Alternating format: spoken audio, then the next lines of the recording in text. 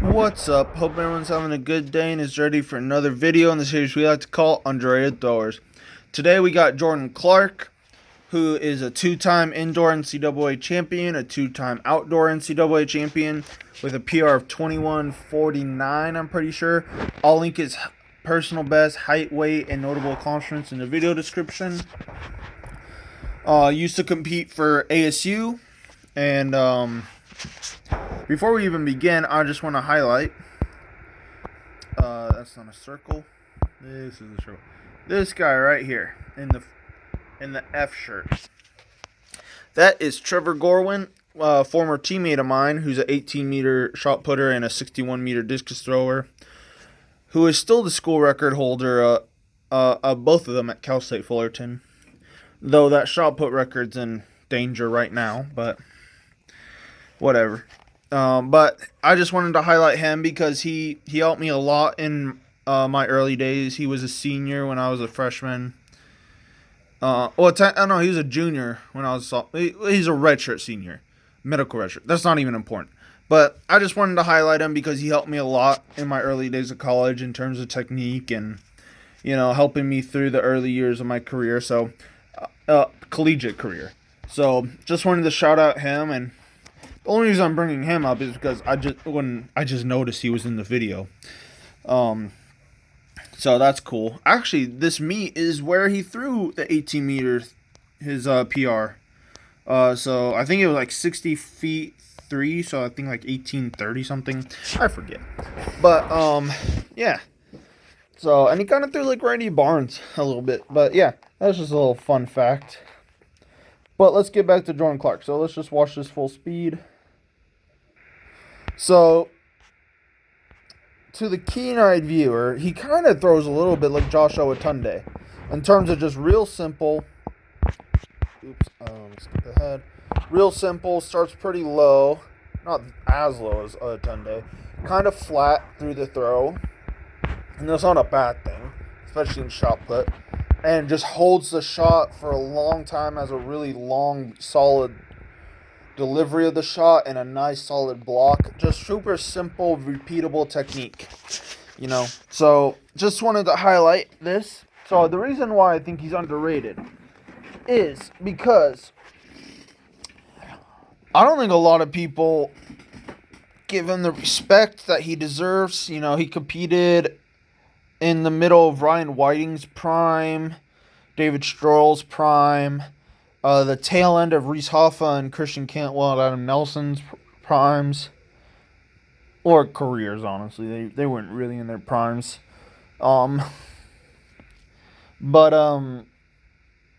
I think he just got very overlooked in how good he was. Throwing over 21 meters is just an accomplishment in himself. And, he's a 4-time NCAA champion. So, I gotta count for something, and he's one of the best collegiate shot putters of all time. So, and also, I think it was the 2015, I'll link in whichever one. He qualified for the World Championships in one of those years, but got 13th place, so he missed the finals by 1 spot. So that's tough, that is tough. But I think he's very underrated, and because basically I don't think a lot of people know who he is, and he kind of went under the radar during this era because he didn't really do a lot of international stuff. I think he did a couple Diamond League comps, but yeah, I just wanted to highlight him. So let's get started, and I think he's also a really good technical model, especially for high school throwers who just want to do a simple technique. I think he's a great technical model. And even collegiate and pro people. But by the time you're pro, you kind of figured out your technique by now for you. But for high school throwers, especially high school men, because women probably shouldn't throw like this. He's a little too stiff for the 4K, in my opinion. But he moves a little too stiff for a 4K. But for like a 12 to 16 pounder, this is really good technique. So let's go. So it's here. I really like this high left arm because normally if you have a flatter left arm, what's going to tend to happen is as that knee drops and you go into your sprint phase, your left arm's going to be down here. But if you have a higher left arm, what's going to happen is now it's flat. If it will stop the video, thank you. It will be flat. And what this does is it makes you keep tension in your chest and make you a little more balanced. Because when your chest goes down, you're going to have a tendency to want to be too far over your left in the middle, and you're going to fall into the middle and land really heavy onto your right foot. So I really am a big advocate of a flat orbit through the shot put, especially through the middle, at least with your upper body. Especially in shot put with the 16-pound, you don't want to have a super exaggerated orbit. That's one of the differences between a 4K and a 16, is that the 16, because it weighs so much, gravity tends to affect it more. So you want a lower release point than you would with like a 4K or like a Discus, because, and, Ryan Krauser, there's a video of Ryan Krauser, I think it's some kind of like weird study, or not weird study, but like some video that was taken a couple years ago or something, I think 2019 or something, about, is it possible to throw 24 meters? It was labeled something like that. I'm sure a lot of throwers have seen it because it had Ryan Krauser in it. But in that video, there was like a biomechanical thing, and it said that, you're taught to have a 45-degree angle release, which is true for discus. But for shot put with the 16-pound, you want a lower release. And it shows the effects in the biomechanical study that it had in that video of a lower release. And you tend to see with Ryan Krauser and a lot of throwers that when they have their personal best throws, like their very, very far throws, they tend to be a little flatter than what you would think. Now, obviously, you don't want it too flat. I tend to believe you want it at least like 40 degrees to like 38 degrees. And I don't care really how tall you are, really, because that doesn't really matter, because gravity doesn't really, take that into account, kinda. But, if you're shorter, you might tend to want, it depends on how short you are. If you're like 5'4" or something, yeah, okay, you're gonna want a little higher of a release.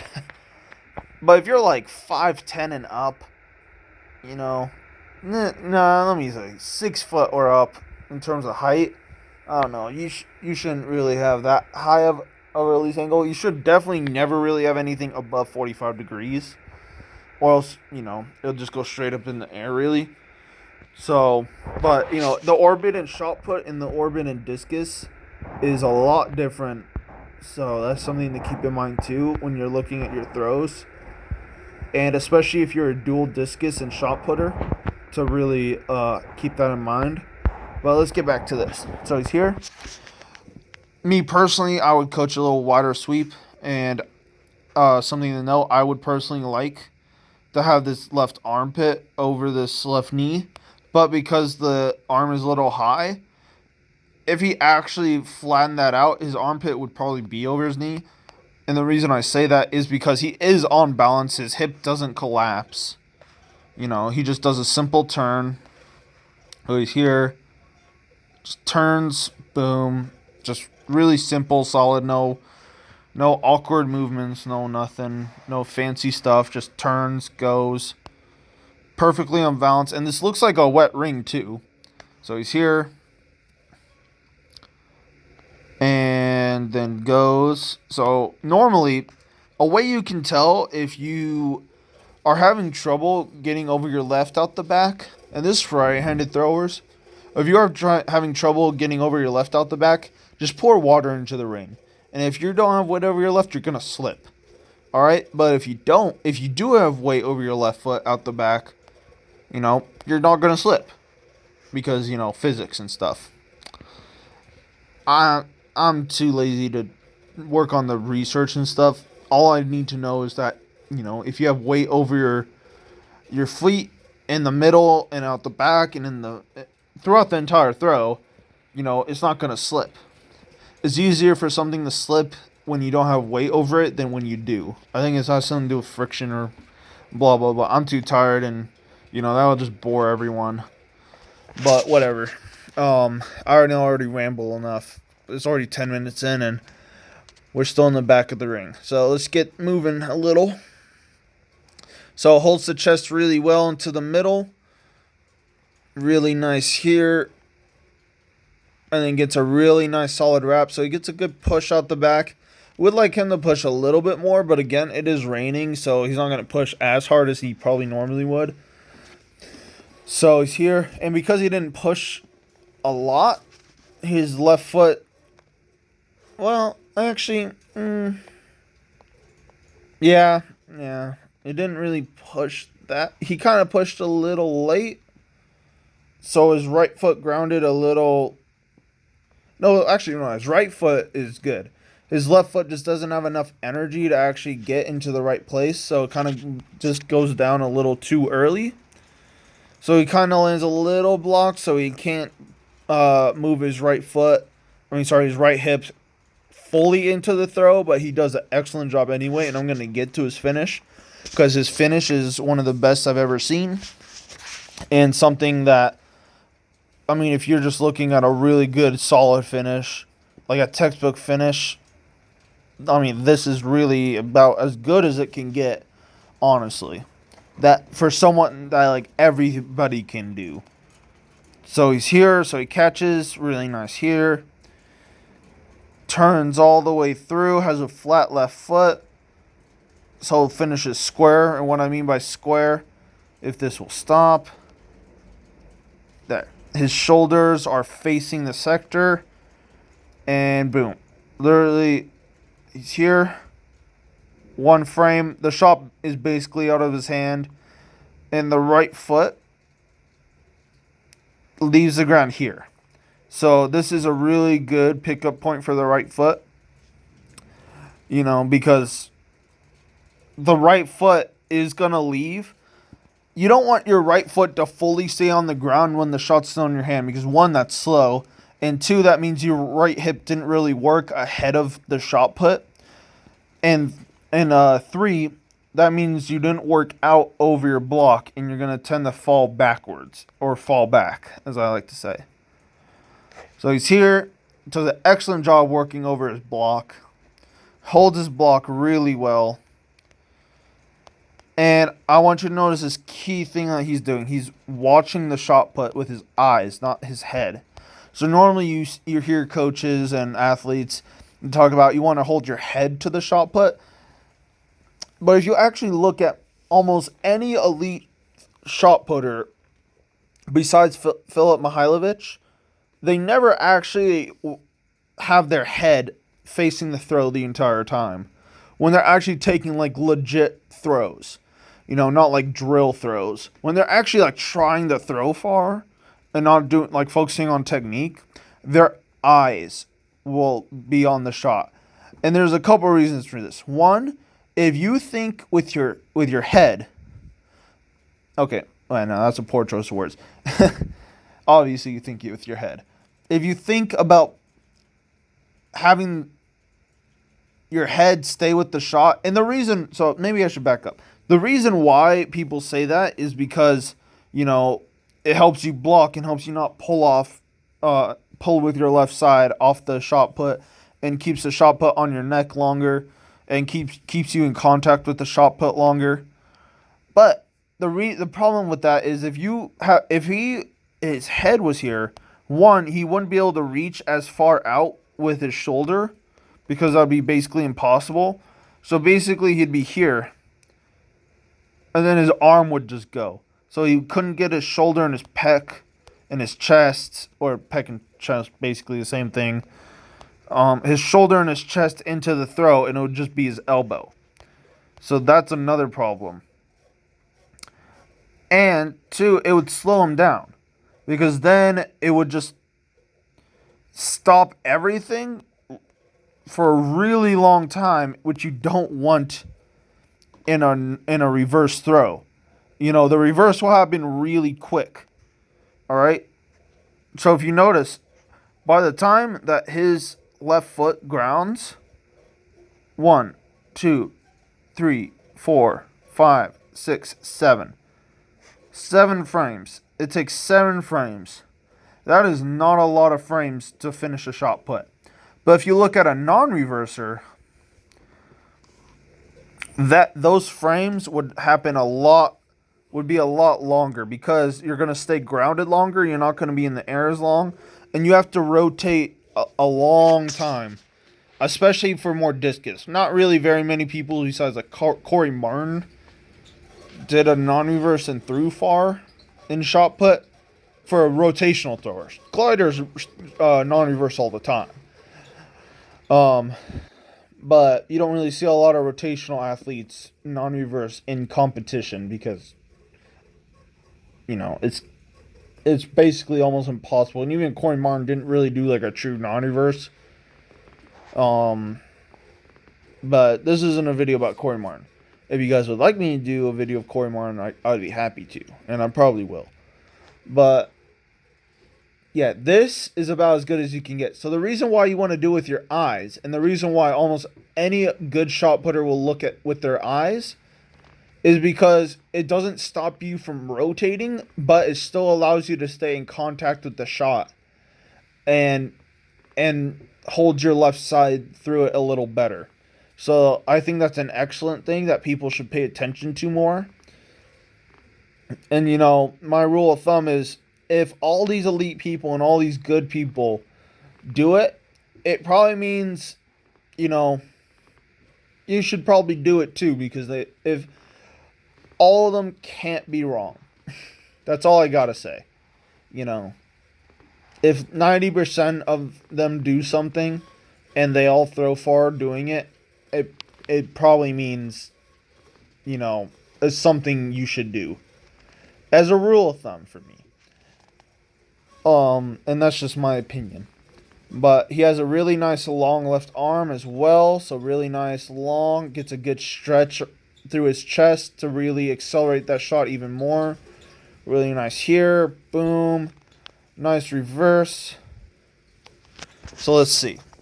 So as I've said countless times, let me get a straight line. And sorry if there's wind noise. There's currently a big storm outside. So I apologize for that. But so the left foot lands there. Let's see where his right foot lands. So his right foot kind of over-rotated in terms of the reverse. So, and that's because he was blocked off. So he had to overcompensate by rotating a little more to stay in contact with the shot. Because normally what happens when you're blocked off is that you'll finish early and you won't get everything into the shot.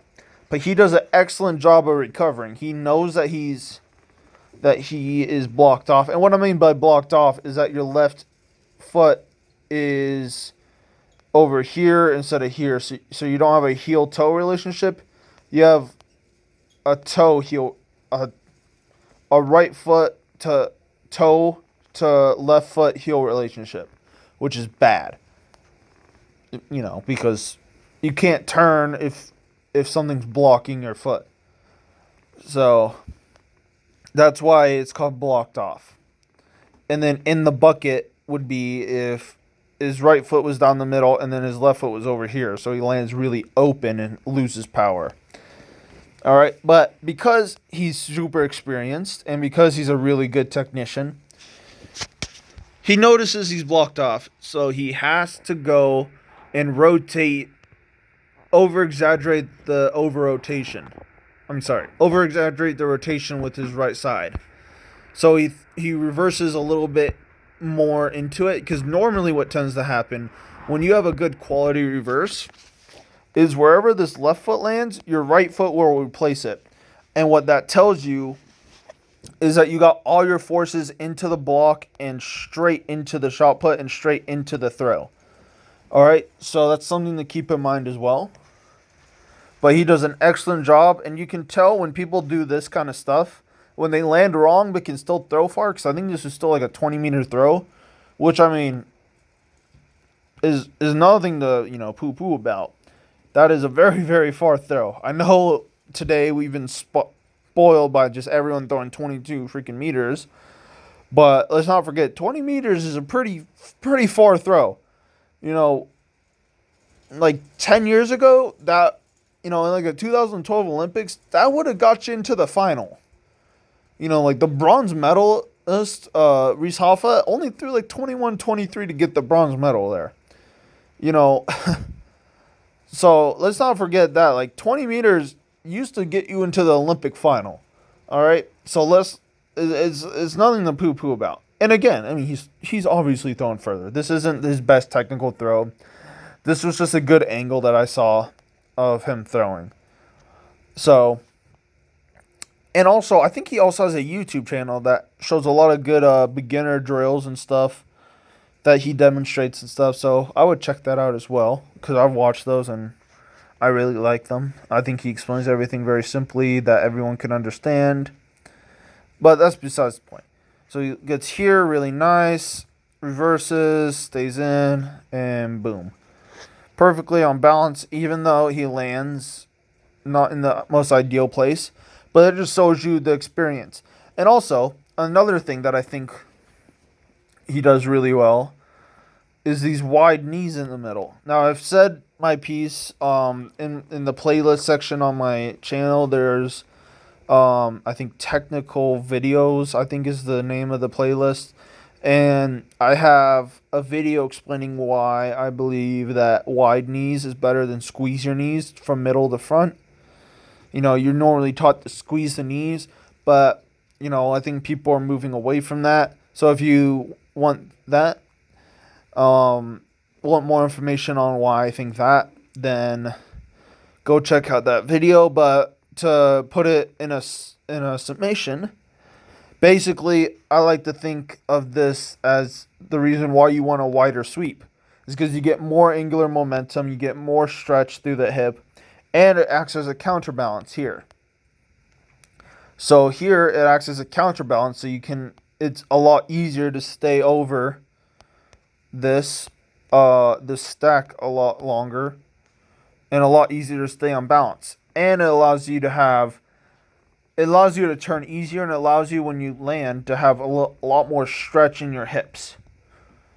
Because you land in a more stretched position. So it allows you to rotate even faster through the finish. So that's just something to keep in mind.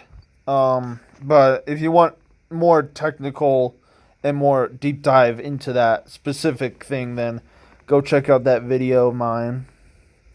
I think Dane Miller has also made a video from Throws University. But yeah. And if you look at a lot of elite throwers, especially nowadays, they really don't use the cue squeeze the knees. A lot of people don't do that anymore. Even if they're saying they are, if you actually look at what they're doing, they're not squeezing their knees. I think that's becoming kind of outdated. But I mean, whatever. This isn't the video for that. But I'm going to end it there. Hope everyone learned something today. Hope everyone gained some respect for Jordan Clarke.